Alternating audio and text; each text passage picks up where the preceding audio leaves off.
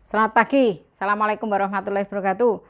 Kita lanjut ya, untuk chapter 2 ini berbicara mengenai yang namanya evolution of management thought.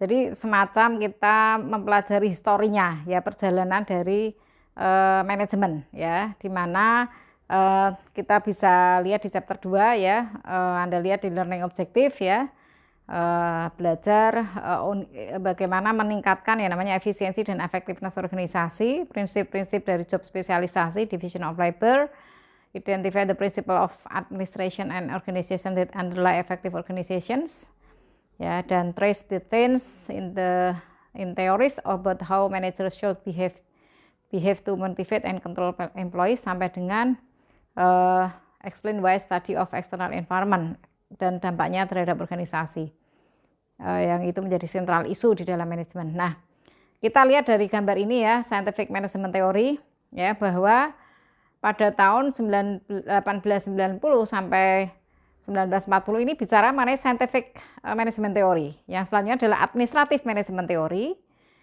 Hampir sedikit overlapping ya, mungkin 1891 sampai dengan 1980.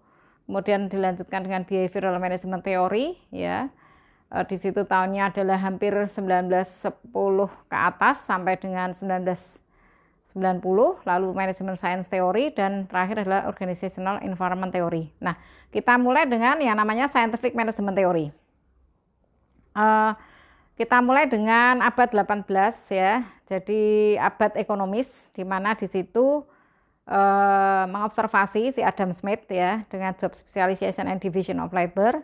Jadi mengobservasi bahwa sebuah perusahaan atau pabrik atau manufaktur ya, itu terdiri dari dua cara ya. Dia menemukan kinerja di sebuah pabrik di mana karyawan itu dispesialisasi in only one or a few tasks was much greater than the performance of the factory in which its worker perform all 18 pin making tasks. Ya, jadi spesialis only one or few tasks ya, dan ini tentunya spesialisasinya focusing hanya pada satu saja itu ya, satu saja tugas ya, dari perusahaan ya, di mana dia bekerja. Nah, ini spesialisasi di situ proses di mana pembagian tugas dari si karyawan pada pekerjaan yang berbeda, terspesialisasi di dalam tugas yang berbeda sepanjang waktu di situ ya, ada factory lines ya. Nah, itu menunjukkan bahwa ya spesialisasi itu penting gitu kan, karena kemudian masing-masing orang terfocusing pada gitu kan, pada ya yang dinamakan tadi tugas-tugas di dalam pabrik ya, terspesialisasi. Nah, ini ada perhitungannya ya dari si Taylor ya, and scientific management, masih bicara scientific management. Jadi systematic study of the relationship between people and tasks for the purpose of redesigning the work process to increase efficiency. Jadi sekali lagi ini masih bicara yang namanya efisiensi. Jadi karyawan melakukan tugas ya, kemudian mengumpulkan semua informasi dari istilahnya studi ya, di mana pekerja menampilkan tugas-tugas mereka, kemudian mengumpulkan semua informasi yaitu knowledge, yang dimana karyawan itu mempunyai knowledge itu dan melakukan eksperimen ya untuk memperbaiki bagaimana tugas itu bisa dilakukan, lalu mengkodifikasi ya. Jadi studi tadi bagaimana cara si karyawan melakukan tugas dengan keterampilan yang dimiliki, lalu melakukan yang namanya kodifikasi, metode baru ya, setiap tugas baru yang dilakukan ya dengan aturan-aturan tertulis dan standar operating procedures ya, yang perhitungan tepat. Nah, kemudian langkah 3 dia melakukan seleksi karyawan secara hati-hati, siapa yang memiliki skills dan abilities yang cocok dengan kebutuhan tugas tadi. Ya, jadi misalnya menjahit ya, itu ditemukan orang yang memang punya keterampilan menjahit ya, orang yang telaten, rapi dalam menjahit, dan presisinya juga tepat ya, memotongnya, menjahitnya. Kemudian akhirnya ditrain ya, dilatih untuk perform the task according to the established rules and procedures. Jadi setelah menemukan orang yang tepat masih dilatih, jadi sangat hati-hati. Kemudian juga menetapkan tingkat kinerja yang fair, yang bisa diterima. Dan kemudian mereka mengembangkan sistem gaji yang dianggap itu bisa istilahnya memberikan rewards ya, diharapkan performance-nya di atas level yang diterima ya. Jadi hati-hati. Tadi pertama adalah belajar atau studi yang mempelajari tugas yang dilakukan, kemudian apa yang dituntut di situ ya, kemudian kodifikasi, lalu menerima atau merekrut serta menyeleksi orang yang dibutuhkan, kemudian mentraining dan kemudian ditetapkan standarnya. Nah, problemnya apa di sini? Problemnya yang scientific method ini adalah si karyawan mempunyai pengalaman ya, bahwa mereka ini mereka meningkat kinerjanya ya. Tetapi ketika meningkat tadi kinerjanya, mereka melakukan tugas yang melebihi dari apa yang mereka terima upah. Jadi misalnya dengan terima 200.000, saya punya 300 produktivitas. Tapi saya meningkat 400, gaji saya tetap sama. Ini jadi akhirnya di situ scientific management brought many workers more hardship than gain. Jadi merasa bahwa harus hardship ya daripada apa yang mereka terima ya, sehingga tidak mempertimbangkan well-being ya, kesejahteraan ya. Oke, lalu Gilbert ya mengikuti apa yang disampaikan oleh Taylor, Frank Lillian Gilbert. Jadi menganalisis setiap individu untuk melakukan tugas-tugas yang dilakukan, menemukan cara yang lebih baik, mereorganize lagi tindakan-tindakan apa sehingga as a whole itu perform more efficiently, at less cost ya, dan juga di dalam usaha-usaha mereka. Nah, lanjut kemudian sejarahnya ke administrative management theory. Nah, di sini di administrasi, organisasi itu distruktur, dikontrol sistemnya untuk mengarahkan high efficiency dan effectiveness. Jadi dua tokoh ini harus Anda ingat, yaitu Max Weber dan Henry Fayol. Weber mengatakan bahwa birokrasi harus ada prinsip birokrasi. Jadi istilah birokrasi itu berasal dari Max Weber. Ya, kadang diplesetkan biro crazy. Ya, jadi biro yang gila gitu ya. Karena apa? Karena dianggap sangat formal sistemnya, administratif sekali, ensure efficiency effectiveness. Jadi otoritasnya dibagi. Jadi the power to hold people accountable for their actions, to make decision concerning the use of organizational resources. Jadi benar-benar dikelola ya seperti hierarki in the FBI dan CIA gitu ya. Jadi ini Weber, hasilnya Weber. Nah, prinsipnya apa? Birokrasi dari Weber yaitu satu, formal authority derives from one's positions inside the organizations.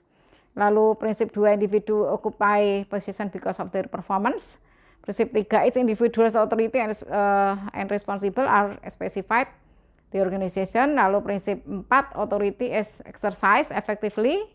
Kemudian kelima, rules in the organization are followed and controlled. Jadi rules and control. Jadi di sini sangat ketat sekali aturannya.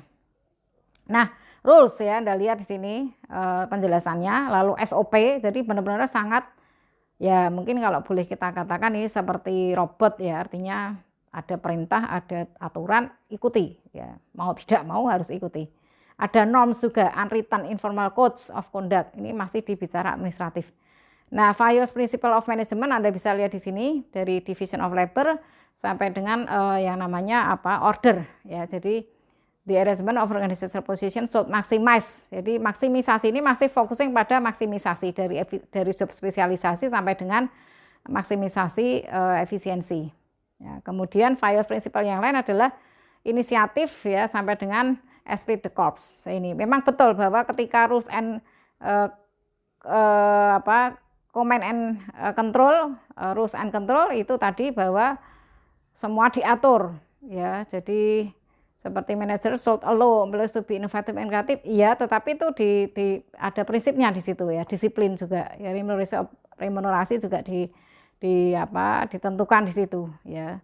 Should be equitable for both employees and the organizations. Nah, lalu yang selanjutnya yang ketiga, behavioral management ini sudah mulai merambah bahwa satu keresahan ya, bahwa apa yang dilakukan sebelumnya ya, scientific dan administratif ini tidak manusiawi dan itu tidak bisa memotivasi karyawan untuk perform high level karena mereka merasa bahwa lebih ke hardship daripada gain ya. Nah, committed to the achievement organizational goals, maksudnya seperti itu. Nah, ini disampaikan oleh Mary Parker Foley. Ya, dia concerning Taylor ini ignore the human side of the organization, bahwa suggested workers help in analyzing their jobs. Jadi mereka punya relevant knowledge of the task they should be in control of work process. Jadi behavioral ini sudah memanusiakan manusia daripada tadi mesin ya. A bicara A harus jalankan A.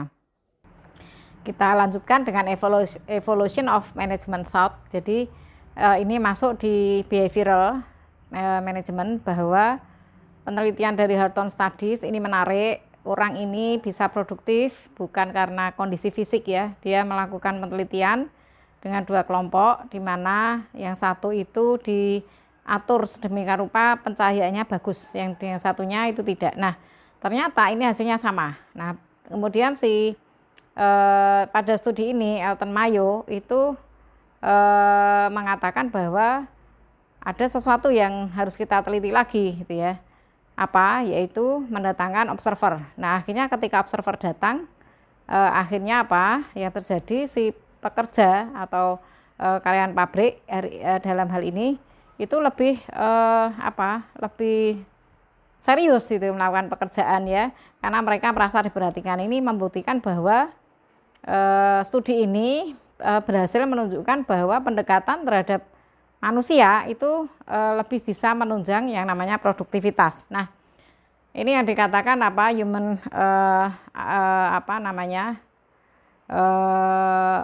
behavioral management theory ya. Nah, dari Hawthorne Studies atau Hawthorne Effect. Nah, sehingga dengan demikian ada kesimpulan management approach yang memberikan pesan ya, bahwa supervisor should receive behavioral training to manage subordinates in ways that elicit their cooperation and increase their productivity. Jadi lebih pada hubungan manusia yang lebih diperhatikan. Nah, kemudian ini menjelaskan bahwa behavioral of managers and workers ya di dalam setting pekerjaan itu adalah penting ya untuk menjelaskan tingkat kinerja sebagai technical aspek. Tetapi juga dari hal ini menunjukkan juga pentingnya bagaimana yang namanya perasaan, pikiran, perilaku dari member organisasi atau member kelompok, dan juga manajer itu akan mempengaruhi yang namanya kinerja. Nah, Hawthorne Studies juga membedakan ya, di situ ada informal organizations ya, ada rules and norms that emerge in the groups, lalu ada perilaku organisasional, di mana ini studi ya, bagaimana individu dan kelompok itu respons terhadap sebuah tindakan atau aksi dari si organisasi ya, sehingga individu dan grup ini adalah pihak yang tidak terisolasi atau eksklusif, tetapi saling berinteraksi. Nah, ada juga teori X dan Y. Ini berbicara mengenai asumsi ya, seorang pemimpin yang mengasumsikan bahwa seorang karyawan ini punya tipe X ya. Tipe X itu apa? Tipe X yang dimana si karyawan harus disupervisi secara ketat ya, harus mengendalikan perilaku mereka ya. Nah, sebaliknya dengan teori Y, bahwa si manajemen atau pimpinan ini percaya bahwa karyawan itu tanpa ada close supervision ya, mereka ini punya komitmen terhadap organisasi, terhadap tujuan organisasi. Sehingga sebenarnya yang penting adalah memberikan peluang ya bagi karyawan untuk self direction ya, self imaginative and to exercise initiative and self direction. Jadi hal ini diharap prasangka terhadap karyawan itu bukan seseorang yang lazy, malas, tetapi mereka naturally itu akan melakukan sesuatu yang baik terhadap organisasi. Jadi tanpa close supervision dia akan melakukan pekerjaan dengan baik. Nah, yang menjadi masalah adalah ketika karyawan ini tipe Y, tetapi diasumsikan oleh si pimpinan itu X, atau sebaliknya harusnya X tetapi diasumsikan Y. Ini menjadi sebuah masalah ya. Nah, ini perbedaannya ya, kalau Y itu seperti apa, X seperti apa ya. Jadi teori X versus teori Y ya. Jadi ini saya kira ini kebalik ya. Sebenarnya teori X-nya sebelah kiri, ini teori Y sebelah kanan ya. Jadi kebalik ini tulisannya. Sebenarnya teori X ini mengatakan the average employee is lazy ya, tapi teori mengatakan employees are not inherently lazy. Ya, ini mohon maaf nih kebalik ini saya asli dari PowerPoint-nya. Nah, ini contohnya Southwest Airlines ya. Jadi mereka ini mempunyai Y culture ya, sehingga mereka lebih having fun, creativity, camaraderie ya, saling istilahnya bahu membahu ya, dan mereka melakukan yang namanya open door policy of contact ya. Nah, melangkah ke manajemen science theory ya, tadi sudah scientific, administratif, behavioral, sekarang manajemen science theory. Jadi ini juga kembali lagi mereka menghitung secara rigorous kuantitatif techniques ya, teknik kuantitatif untuk memaksimumkan penggunaan sumber daya organisasi untuk menghasilkan barang dan jasa. Nah, mereka menggunakan yang namanya teknik matematika seperti linear programming, modeling, simulation, and teori chaos teori. Jadi menghitung dengan secara kuantitatif dan kemudian menerapkan yang namanya operation management ya. Mereka dapat menganalisis setiap aspek di organisasi untuk meningkatkan yang namanya efisiensi. Sehingga di situ ada MIS ya. Jadi bahwa setiap memberikan organisasi informasi ya tentang sebuah events ya yang terjadi di organisasi dan juga as well as external environment ya. Jadi sebenarnya di sini yang penting adalah yang namanya decision making. Ada misalnya sebagai contoh adalah Toyota Production System, dia menggunakan yang mana MIS ya. Nah, yang terakhir dari manajemen evolution adalah organizational environment. Jadi bahwa organisasi itu dihadapkan pada posisi yang istilahnya beyond the organization boundaries. Jadi mereka harus menghadapi yang namanya sesuatu yang sebenarnya beyond boundaries organisasi. Dari organisasi itu kan sepertinya ada semacam boundaries ya, tetapi tentunya di sini dia harus siap ya bahwa managers ability ya untuk mendapatkan dan utilize resources. Jadi ada semacam interaksi ya, namanya open system. Ya, Anda lihat bahwa sistem yang kemudian menunjukkan bahwa external environment ya itu berinteraksi dengan yang namanya resources di organisasi untuk menghasilkan barang dan jasa. Then send back to the environment where they are bought by customers. Jadi semacam ada imbal balik ya dari input, kemudian environment, conversion, dan output ya. Nah ini menarik karena dulu pernah kita pelajari ya di dalam manajemen operasi bahwa outside inside ya. Jadi di luar ini apa maunya ya, sehingga organisasi harus menyesuaikan. Misalnya maunya konsumen itu pengen barang yang murah tetapi aman dan juga sehat. Nah ini bagaimana organisasi bisa secara kreatif mengembangkan produk itu. Ada input stage, conversion stage, dan output stage. Tetapi juga ada istilahnya kebalikan dari open system adalah closed system. Jadi dia mengatakan bahwa self-contained system that is not affected perubahan di dalam eksternal, di luar lingkungan luar ya. Jadi istilahnya. Nah, tentunya ini menarik ya karena dianggap bahwa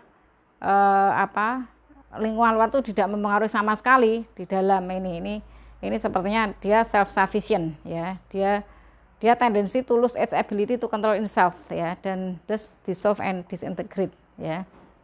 Nah, open system di sini terjadi yang namanya sinergi. Sinergi itu sebenarnya 1 + 1 itu 3, 5, atau 6. Tidak 1 + 1 sama dengan 2. Kalau 1 + 1 minus itu namanya social loving ya. Jadi sinergi ini kebalikan social loving. Jadi gain that result from the combined action of individual and departments ya. Jadi terjadi sinergi. Nah, contingency teori ini mengatakan bahwa ya ide bahwa struktur organisasi dan sistem kontrol di mana manajer memilih itu tergantung dari karakteristik lingkungan luar ya yang beroperasi. Jadi dikatakan there is no one best way to organize ya. Jadi sebenarnya manajer ini harus melakukan respons secara cepat terhadap perubahan-perubahan lingkungan. Jadi ada plan A, plan B, plan C itu ya. Jadi tidak bisa fix ini loh gitu kan. Tetapi ketika misalnya ya terjadi perubahan ya kita harus menyesuaikan karena we adapt or die pilihannya, berubah atau punah ya. Jadi seperti misalnya maunya sekarang konsumen ini ya seperti pandemi ini maunya konsumen ini harus dia tetap di rumah ya, working from home. Sehingga kita mengubah cara jual beli kita melalui aplikasi ya. Atau mungkin kita menyediakan jasa tambahan yaitu mengantar ya, walaupun ini ada mungkin tambahan, saya kira konsumen tidak keberatan ya, karena konsumen ini diminta untuk memutus rantai COVID sehingga dia harus tenang di rumah ya. Ini kita lanjut dengan untuk environment,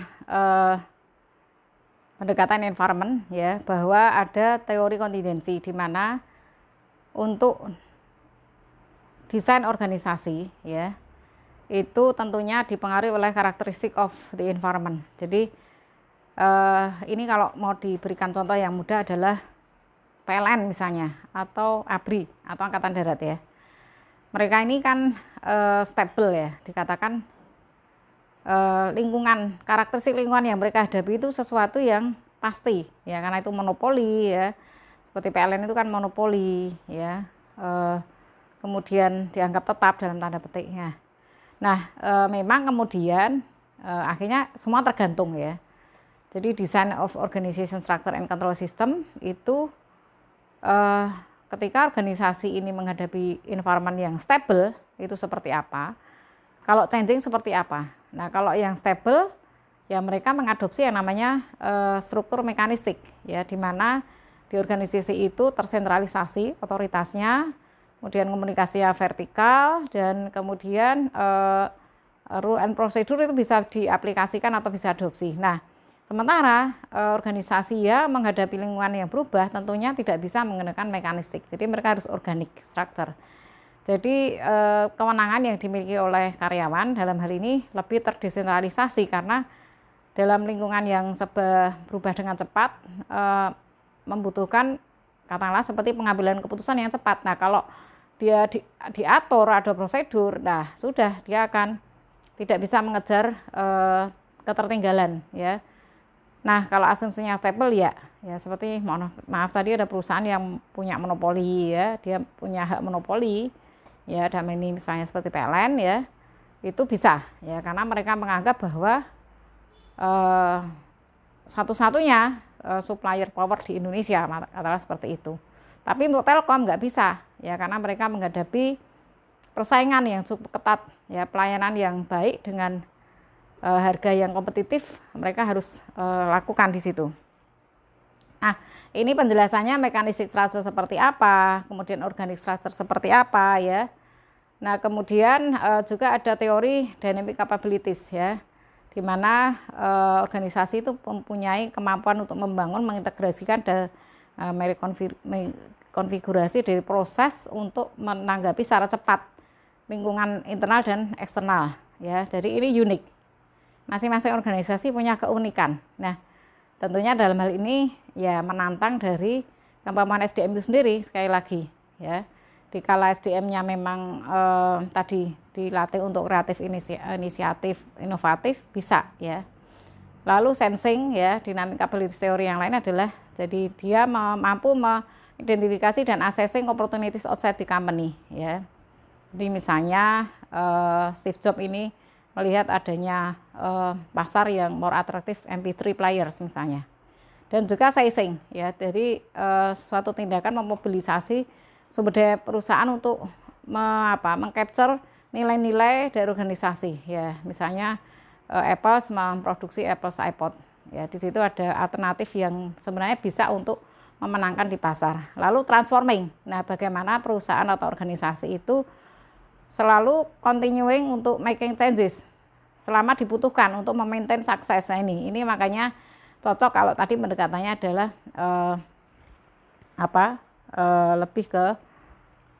lebih ke yang namanya kontingensi. Nah, jadi penjelasan di chapter 2 sekarang sudah cukup.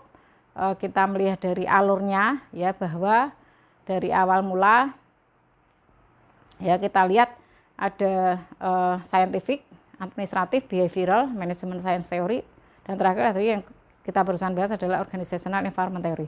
Saya kira cukup dari bab 2, saya kira ini lebih banyak membahas histori dan semangat belajar. Saya ucapkan sekian. Assalamualaikum warahmatullahi wabarakatuh.